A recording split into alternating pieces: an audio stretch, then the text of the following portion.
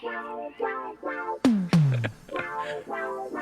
you're the dancer. You should be like killing it with the dancer, right? Welcome, all you business geeks, to the Business Geeks Podcast, an entrepreneurial show where three friends geek out loud and proud on everybody's business. I'm Super Joe Pardo of superjoepardo.com and indiepodcasters.com. I'm joined by my two wonderful co-hosts, Jennifer Crawford, the co-founder of Sparent.co, and Samantha Riley of SamanthaRiley.global. This week, we are talking profit first and whether or not it is the proper approach for your business. We have some other, I think if we have time, we'll get to some other segments as well, but I think this is a pretty big one that I know both Sam and Jen are really ready to wallop on. So is that a wallopy? Well, it is now. It is now. That's what we're doing. Making up words because we're nerds. Thank you so much. Oh, we love you, Jen. All right. So Jen, it is your topic this week, and where did this come from? Where did you find this? Well, I mean, profit first is out there in the business world. It's an accounting method made popular by business author. That's really hard to say. Business author Mike Michalowicz. He also wrote The Pumpkin Plan, and he's got a new book out that I want to read called What to Do Next. So he's a best-selling business author. Profit First really, I don't know when this book was published actually, but it's been out a while. And it basically flips the generally accepted accounting practices formula of sales minus expenses equals profit. It flips it around, and this is the foundation of Profit First. There's certainly more to it. It gets there's some complexity to it, but the foundation is the formula of sales minus your profit equals your expenses. And he came up with this based on something called Parkinson's law, which, if you haven't heard of Parkinson's law, it's our tendency to consume a resource when it is made available. So essentially, that resource in this situation would be your revenue or your sales. We would just consume it with expenses if we do not put profit in the forefront of that equation. In the first equation, sales minus expenses equals profit. Your profit is the last thing in that equation. And sometimes we never get to it because we're consuming our revenue with business operating expenses. So that is basically the theory behind the formula. So when I'm really fond of this formula. I'm going to go out on a limb and go ahead and play my cards in this debate. And we'll get into why, but because I'm fond of the formula and I'm a skeptic by nature, when I was researching for this episode, I did try to find alternative viewpoints. I wanted to find somebody who thought this formula was poppycock, and I did find somebody, and I think there's somebody else on this podcast who might think the same. So I thought it would, stir up a really meaty discussion. Does profit work apply to all businesses? Should you consider this accounting method in your business? By the way, there are certified profit first professionals, accountants who have been certified in this accounting practice. So you can find an accountant and a bank even to work with these principles, these accounting principles in mind. So anyway, we're gonna get into it here. So we had an article. This woman's name is Sigrun. I think she's Scandinavian by the sounds of it. She's some sort of European. First of all, Sigrun is not taking anything from anybody. I don't know if you can pull it up, Joe. Yeah, but this is the first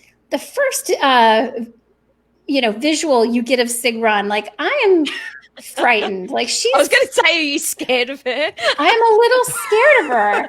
It's like how profit first kills business growth. And while we're talking about killing, I do that on the side. Like, she's very scary. She's a very, very scary woman. Also, before, Sam, I can't do all the talking before, but I want to say that when I was trying to find an alternative viewpoint, first of all, SEO ranking is like top notch on this post. It's the only one I could find. I could not find a lot of alternative viewpoints on this profit first methodology.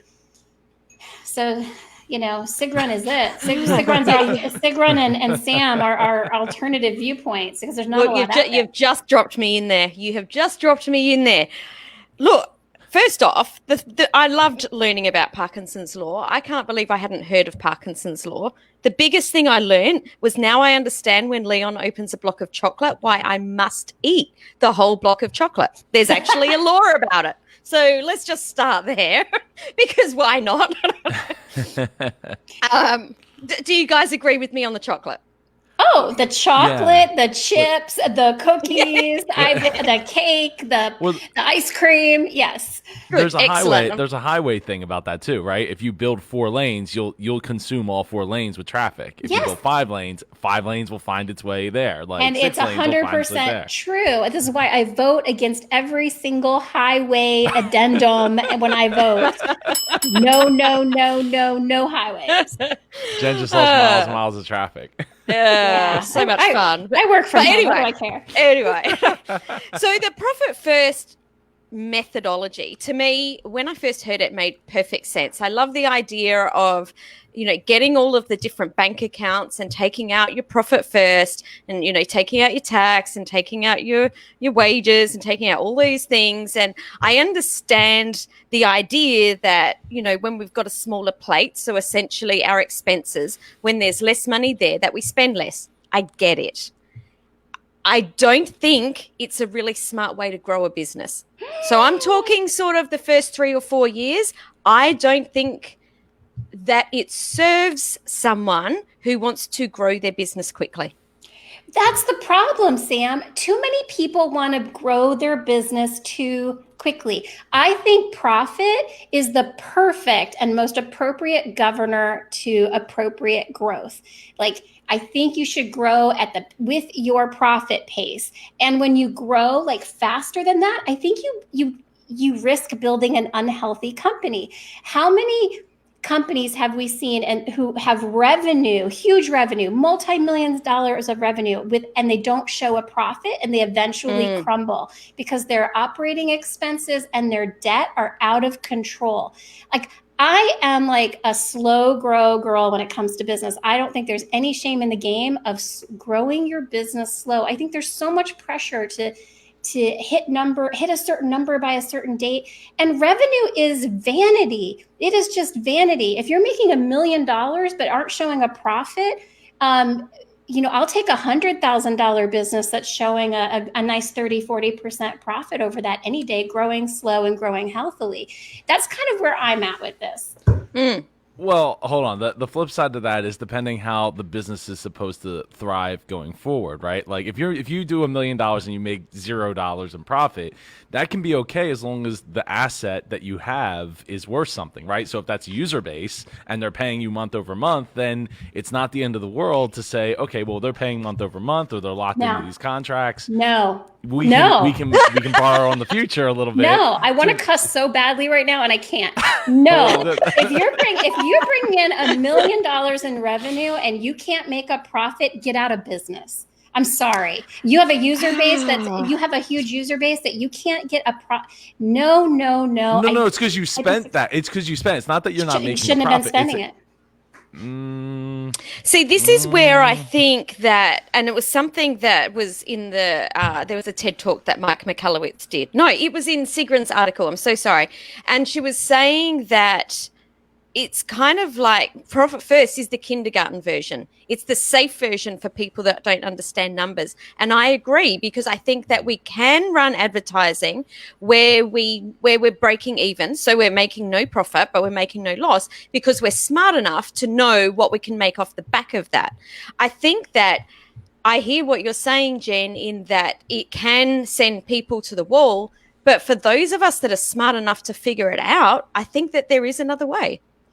Yeah, and there may be. I guess the counterpoint to that is if you're spending like so much in advertising that you're reducing or negating your profit, and that advertising doesn't pay off, there's no guarantee. Like you may be the most extremely savvy advertiser on the planet, and you can still have an advertising fail. And then what happens? You put on a credit card, you take out a loan, you get more investor money, and you get other people sinking money into your business. I think that's just, there is this like gambling mentality with business that can be really dangerous. Totally. And business is like gambling. And I think that Mary Sue just talked about software startups falling into this model. And I think that there is something that you said, Jen, that I totally agree with. And that's people that have other people's money. So the people that they have investors and have all this money. And I've seen it time and time again where they think, wow, I've got all this money, I'm going to take a wage. And then what happens? All they do is spend all that money really quickly. So I'm not saying it works every time. I'm saying that it works some of the time. And I think that, and Sigrun in her article she did specifically say that, it was her and her husband. She was very open at the end of the article and said that she didn't take any money out in the first 3 years, but her husband was supporting her so that she could grow fast enough to then retire him, which is, I get. That's totally the business model that I went with. but guess what I didn't too. Guess what I didn't see her. But guess what business is? If you want a safe bet, don't go into business. Well, that's true. I mean, it's a gamble by nature. But one thing I didn't see Sigrun talk about, I heard her talk a lot about revenue. And again, revenue is vanity. She talked a lot about how, because I went against this model, I was able to grow my revenue. But she doesn't talk about profit. Like, I don't care how much revenue you have, Sigrun, because you could have just as much debt as you have revenue. And she talks about putting all these expenses on her credit card. I wouldn't recommend it. I've done it. A lot of times it doesn't work out. So I know she went into debt to do this. I know she spent more money than she had. She didn't pay herself anything. She got to a lot of revenue, but that tells me very little. That doesn't tell me that her way was better. It told me that there's a big chance that it wasn't. What about the flip side of like, okay, so you operate like Amazon. We operate at a loss so we can do a bunch of write-offs and, make it up in the taxes after the fact. I don't recommend that. I don't necessarily recommend it either, but well, I mean, it's work for them versus, all right, so the flip side of that is Apple, right? Very much profit first. If we're not making a killer profit on it, then we ain't making it, right? And that was laid back in the 90s, right? Like we got to simplify and make a big profit on the things that we do make.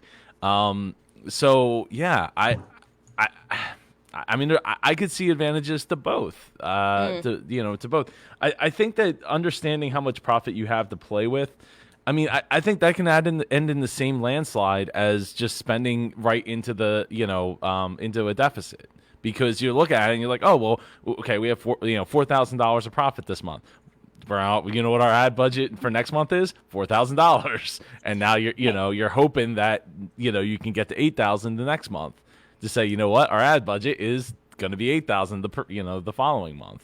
Everything's and each of those is a gamble, and it's all in this quest to build a company quickly. Slow down, everybody. Yeah, Stacy makes the point. I think we said that Sigrun was supported by her husband. Okay, if you have a big she was. Yeah, if you have a big fat safety net, maybe you can do your own accounting. You don't have to do profit first, but I would still advise against it, because safety nets, what happens to safety nets? They go away all the time.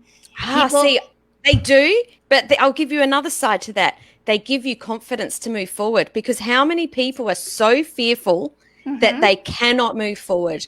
I've seen time and time again people that don't have a safety net, don't have money in the bank, whether it's, you know, supported by her husband, whether it's selling a house, putting money in the bank.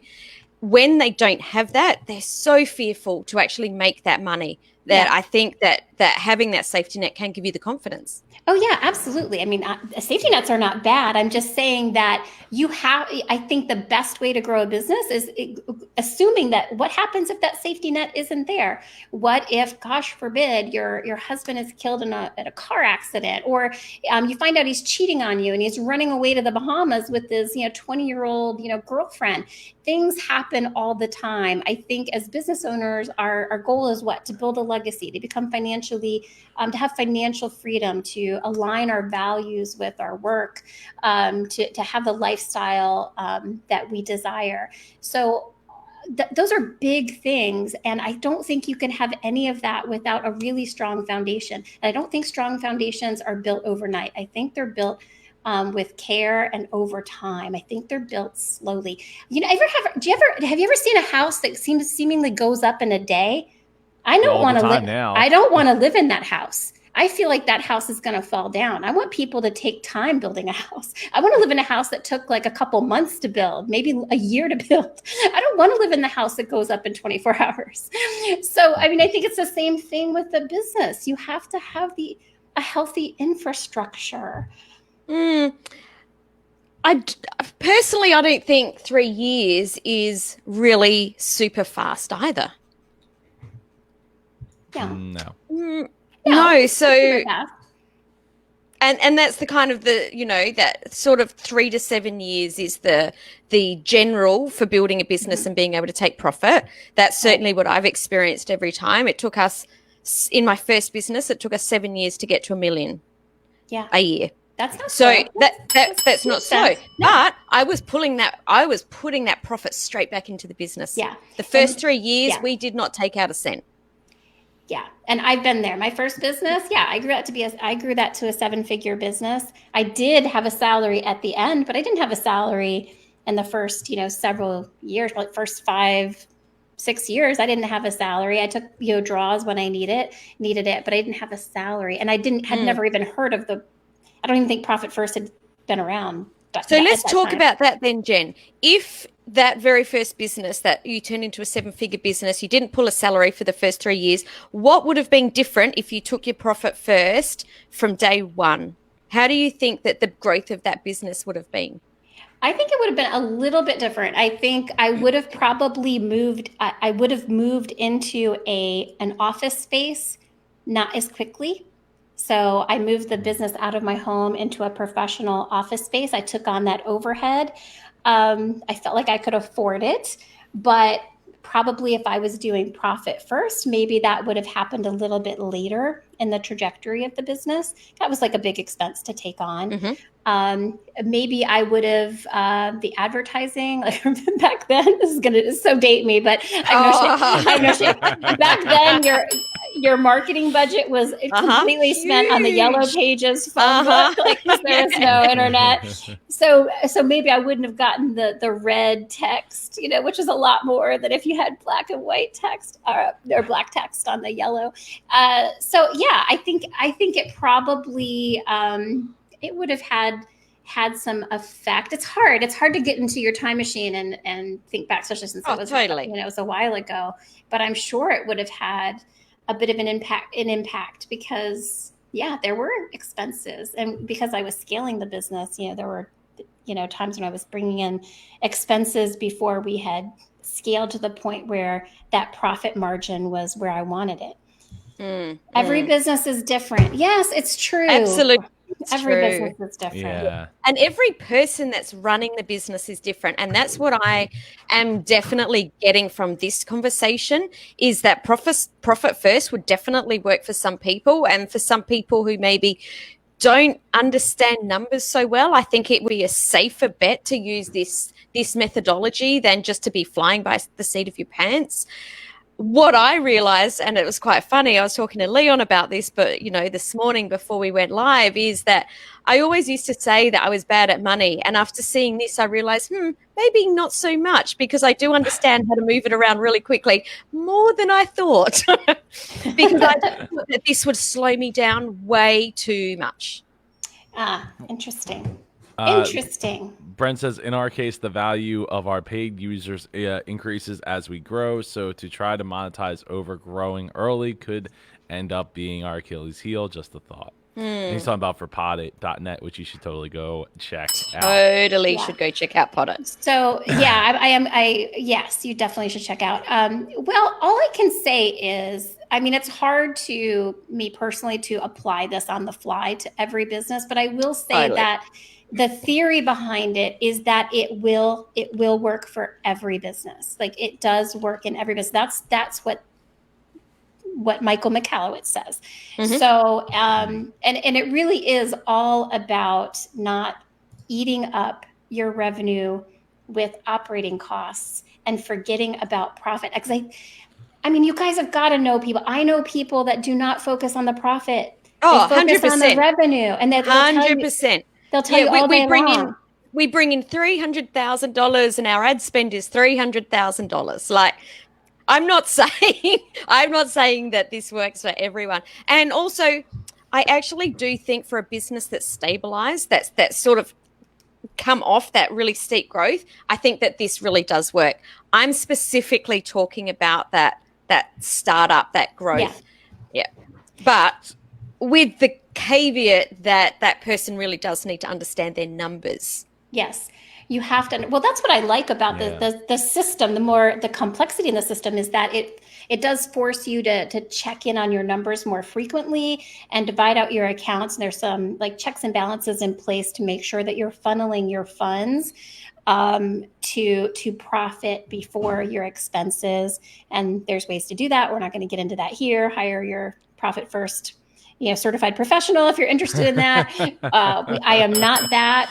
I am just behind the theory because revenue means just nothing. It means so little. It means so little unless you can show profit. And then profit, I had I've been sharing this meme that Mary Sue, one of our listeners, shared with me, which I love. And it's revenue is vanity. Profit is sanity. Cash is king. I say cash is queen, but you get the idea. It's like revenue doesn't mean anything until you can make a profit. Profit is nice, but it's not the end, because you really need to make enough profit that you can pay yourself.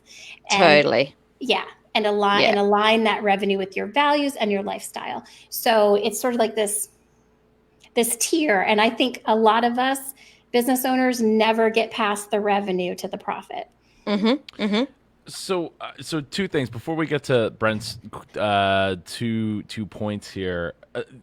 How do you propose that we fix it? Because obviously I mean from our conversations that we've had off the air, I'm very much how can I make the most amount of profit so I can keep the most amount of the $1 million pie that I can, right, in my business. And sometimes that means doing a lot more than I probably should, but not to have those recurring costs so that I can, again, keep more of the pie.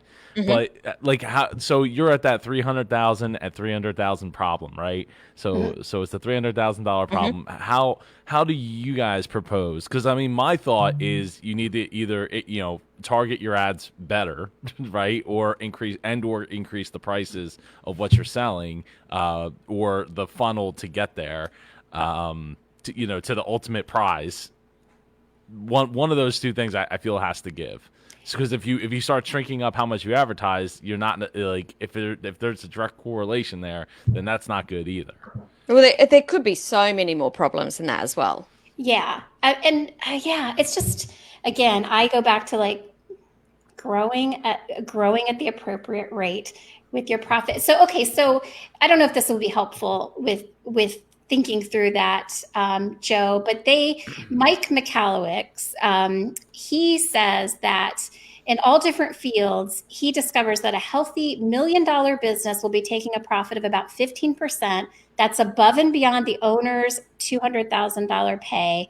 And that's with 150,000 in reserve for corporate tax responsibilities, blah, blah, blah. So yeah, most of us don't have $1 million business, but if you can follow this model and allocate the percentages. So that would be 15% of your revenue to profits, 35% set aside for taxes, and the remaining 50% is what's left for your operating budget, including payroll, overhead, and any other expenses. So if you don't have that $1 million business, the numbers can still apply to you. He says any model, any size. The principle remains the same. So work backwards. I think your profit should govern your expenses. It's so tempting to spend all that money on Facebook ads, but maybe you shouldn't. Not yet. Definitely. I would definitely agree with that. Super Joe Pardo and I had that exact same conversation last week, did we not? What it is? And it turned into one of my episodes on the Thought Leaders Business Lab last week, that exact topic. What? Well, about reinvesting. When is the right time to reinvest into Facebook ads? Oh, yeah, Facebook ads. Yeah. Because what I'm talking about here is not necessarily Facebook ads. It could be taking on a coach, or it could be taking on a mentor. It could be taking on a team. So when I think about when I first started my coaching business, I took on a team like straight away, because I knew that I couldn't do it on my own. I knew that if I got held up trying to create all the tech, that I wouldn't be going to market for like 2 months, 3 months, because I know that that's what would happen. So I took on that team and I went to market within a week. I paid that first. So the profit first wouldn't have worked for me. So I'm not saying it doesn't work. I actually think that it's a really, really great method for people to concentrate moving forward. I don't think I don't agree that it would work for a startup. That's where I'm sitting. I've taken my space and I've owned it. I respectfully disagree. I think a startup is a perfect use of the profit first method. That's where I stand. And this, after this, as we wrap up this conversation, Super Joe Pardo. I think it depends. Where do you stand, Joe? If you're like our girl Sig Run here and have a backing for 3 years of it doesn't really matter, then I mean, go for it, right? Just spend the money and roll the dice, right, and see what you get. But if you don't have that, then I think making sure that the profit is right is imperative. To go along with that, Brent Basham said most startups have investors specifically because they have to take on a huge loss to build something with zero revenue and profit, which that's would be why most startups have it. Not most startups have investors, because when I first started that, I was thinking most startups have investors, which they don't. Probably, I don't know, 10%, if that, have investors out of the gate. Yeah, and how many of those investors have gotten their money back? So few. Well, yeah, but that's the whole game, right? Like, hey, if I invest in 100 of them, hopefully 2 of them will hit huge, and 5 of them will at least get my money out of it at some point. Yeah, get my money to come back. Let's face it, if business was a safe thing, everyone would be doing it, right? It's true. But so many businesses go for investor money because they're in a hurry. Slow it down, people. Yeah. I would totally agree with that. I think a lot of times I don't think that people understand the weight of that, because now you're a slave to the person that gave you all that money. Like, yes, you took in $1.5 million of dollars. Like, congratulations. And now you need to show the numbers back to that investor. Yeah, you need to be running 24/7 for that person, and hopefully you don't fail, because this is what it's like. We're going back to the house built in a day. You get the investor money. It's like your foundation is made of sand and you're building the walls out of solid gold. Like, it's gonna fall down. It's not gonna stand the test of time. It's gonna fall down. You have to. Thank you. You've got to be scrappy. You got to have the foundation. You can't just grow so fast that you forget about the profit. And you eat up all that money with operating expenses before you're ready to really do that. So Anyway, that brings us to Brent's question, which is, so do you think Amazon could have been Amazon any other way? I don't know. I can't speak to Amazon. It's a behemoth. I don't know exactly. But it wasn't a behemoth. It No, it wasn't. I don't. Yeah, everyone starts at day one, right? Right. Everyone starts at day one. But I don't know what Jeff Bezos did in the beginning. I don't know what he did with his money. I don't know Have you how. ever seen any of the pictures of him back in like the 90s? Yes, in like the room where he's got like the homemade Amazon sign. I love that. So Brent might be able to answer this, but didn't Amazon take like zero? They were pretty much selling at the beginning what their costs were. Like, wasn't it neutral? There was no profits there, but did I get that right, Brent?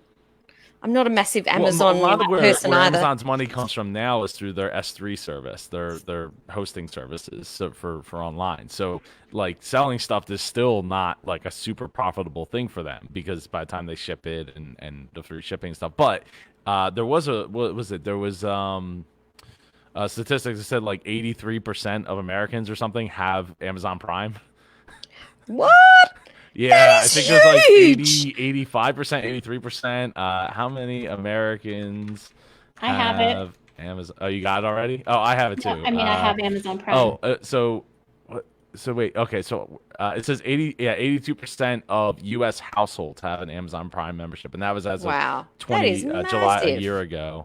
Yeah, so it is massive. Yeah, and look, I think that again, he knew his numbers. And this is what I come back to. You have to know your numbers. You know, in the article, I think Sigrun was saying that you need to, do your numbers twice a month. My accountant would have absolutely have a heart attack. Here's all for do your numbers every day. You need to know at every single moment what's coming in and what's going out. We know exactly every cost that's coming out of our business every month. We know exactly what's coming in. We know what's coming up. We already have done our goals and our projections. We know what we're projecting to come in, what we're expecting to do with that, how we're going to grow. Like, we can pull our numbers apart so well. And I think that that's what this is about. If you can do that, then maybe you don't need to be so rigid with your little plates. Maybe not. Well, that's our discussion on profit.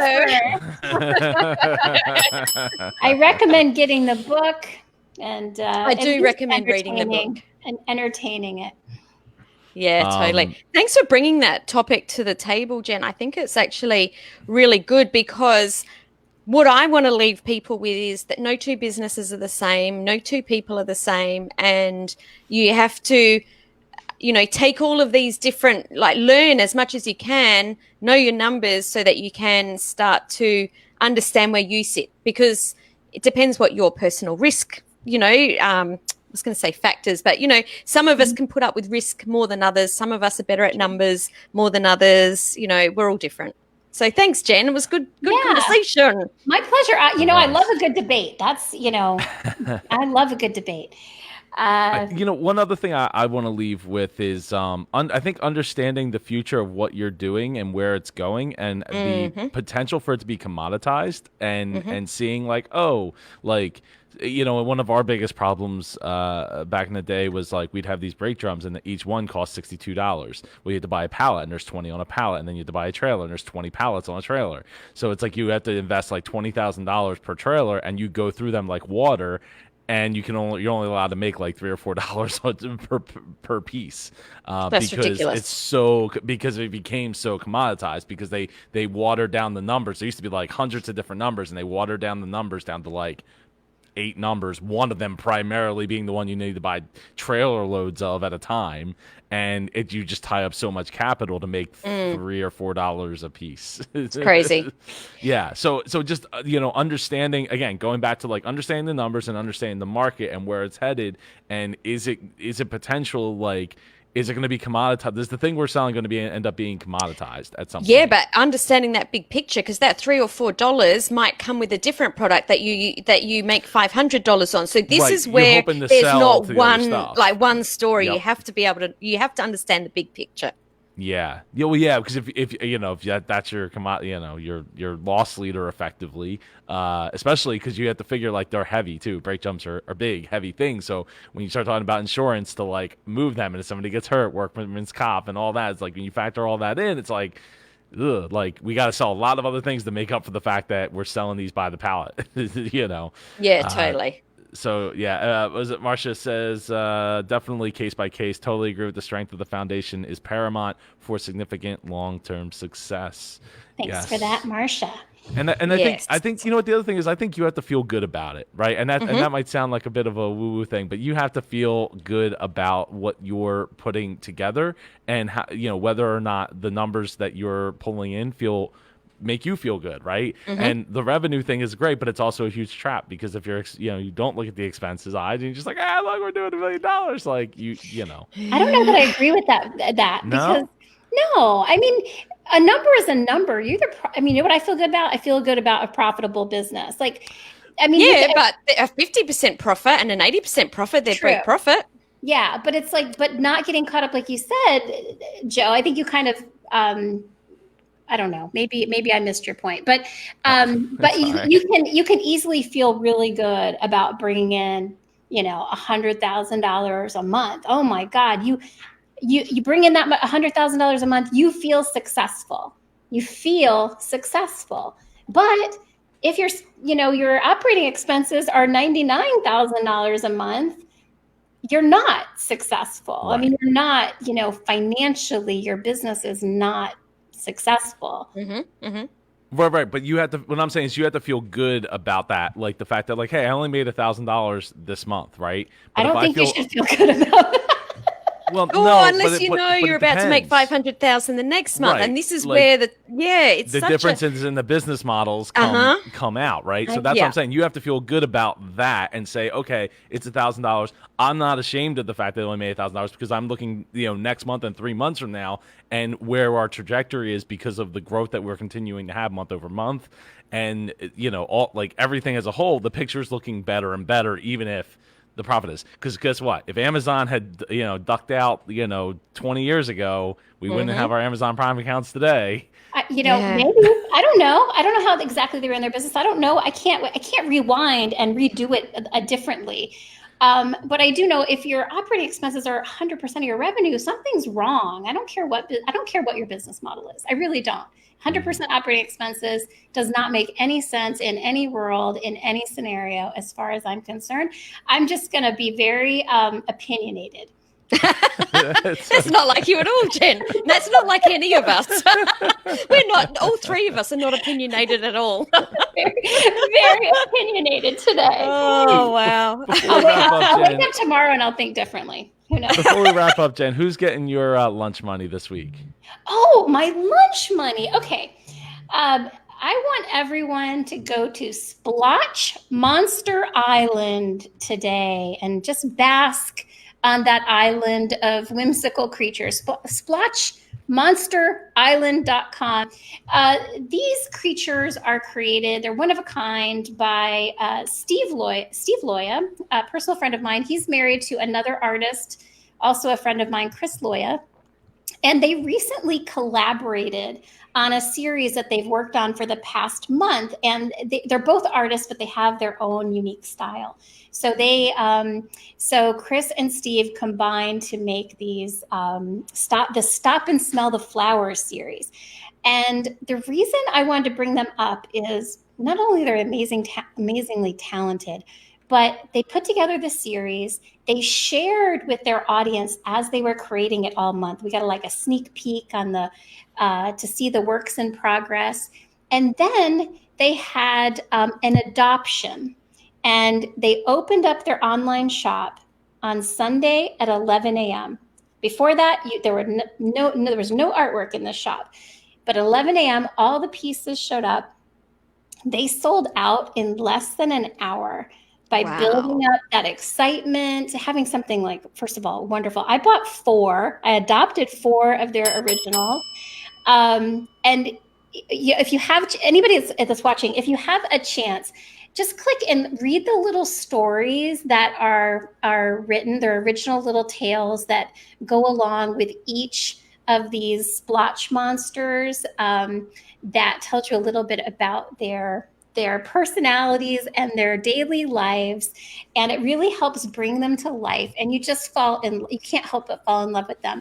So I love them as artists, but I also just loved their sales strategy. I loved how they build excitement. I loved how they built a sense of urgency to purchase. Oh, and by the way, while I was purchasing, they were flying off the shelves. In fact, I couldn't even put them all in one basket. I had to buy them individually because as I was purchasing, I was seeing the sold, stickers on each one. And I was like, I'm going to miss out. So that's how you do it. It was a great lesson in marketing and creating a demand and a sense of urgency and excitement. And it was just fun. I think they married business and art so wonderfully, and I'm so proud of them. They're very That's cute. Awesome. They're very cute. Absolutely love it. All right. So that pretty much wraps up this episode of the Business Geeks. Thank you, everybody, for tuning in live. Mary Sue, Brent, Stacy, Marcia. I'm glad somebody's here for the opinions. I know I am. Oh my God. Aw, Marcia said she loves us, and we love you guys too. And I love it when people disagree with me or disagree with any of us. I like a good conversation. Absolutely. Absolutely. Because it helps people to make up their own mind instead of just blindly following. And I think that's dangerous in business. Yeah. Exactly. I think it just makes you think. You can't take everything at face value. I think it's good to critically think about these things. Absolutely. Absolutely. I like Mary Sue says, let's be honest, a lot of micro business owners don't have a business model. Every business is not the future Amazon. 100%.